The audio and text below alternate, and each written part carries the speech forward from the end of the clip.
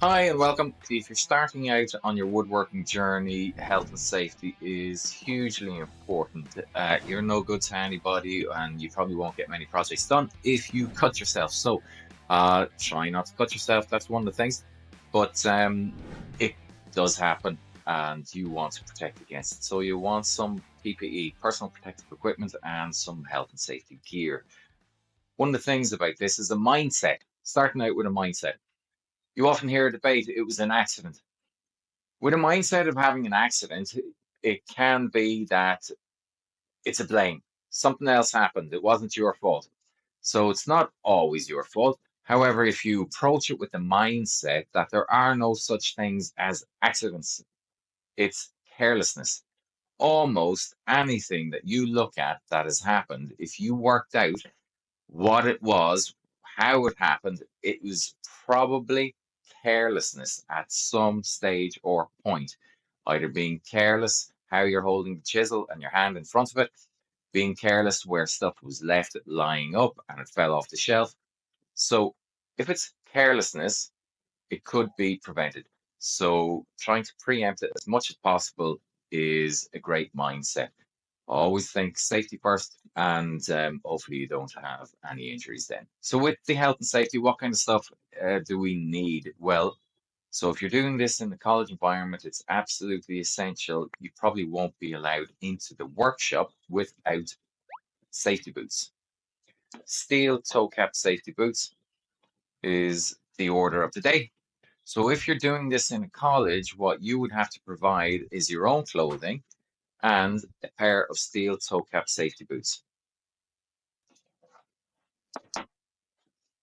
Stuff does fall, and steel toe cap safety boots will help with that massively. If you're working on site, you can get safety boots with a metal strip in the sole, and with that, if you happen to be walking on timbers that have nails sticking out of them, that will help there. So they're a good investment as well if you're working on site.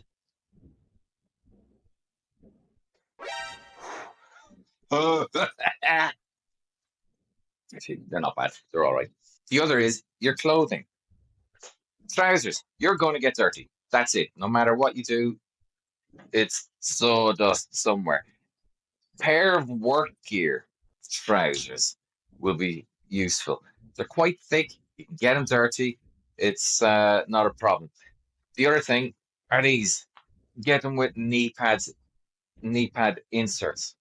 So knee pad inserts can go in here. Some go on top. They're not as comfortable. The ones in the trousers are there all the time, and they're very useful. And you can change the inserts as well. So if they actually get worn out, you can replace them. Or you can get multiple pairs of trousers, one set of insertable knee pads, and you can interchange them. Because often you will be bending down and having, well, we know why you need knee pads. You'll be bending down, checking out stuff. So it protects your knees. If you're not in a college environment and you're doing this from home, the other things that you will want to get, starting out, first aid kit, plasters. Unfortunately, it happens. It's great to have a first aid kit. And then more PPE. So eye protection. You will be using power tools, ear protection. Wouldn't always have to wear a dust mask with a rough piece of timber and hand sawn. But if you're doing any sanding or varnishing, finishing, you want yourself a dust mask. And gloves.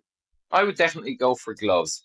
And it's not necessarily if you're using the power tools or if you're cutting something, it's for moving timber around and buying it. It's always handy to have a pair of gloves. Some of the stuff is a bit rough, so gloves will help your hands against splinters and just for moving timber. Even especially if you got this stuff like I have behind me, the OSB stuff, a set of gloves are useful for that. What not to wear. That's the other thing. So comfortable clothing on top. Hoodies, try and avoid them because they have the pull cords. Because if you're using power tools or you're bending over and doing something, the strings on the hoodies You don't want to run the risk of them getting caught in a router or a chop. So avoid the hoodies, I would say. Or if you do have to have them, tuck those cords in, out of the way. If you've got long hair, I don't have that issue, but if you've got long hair, tie it up or wear a hat, put it in a bun. That's your health and safety, absolutely essential on your woodworking journey. And work safe. Hope that helps.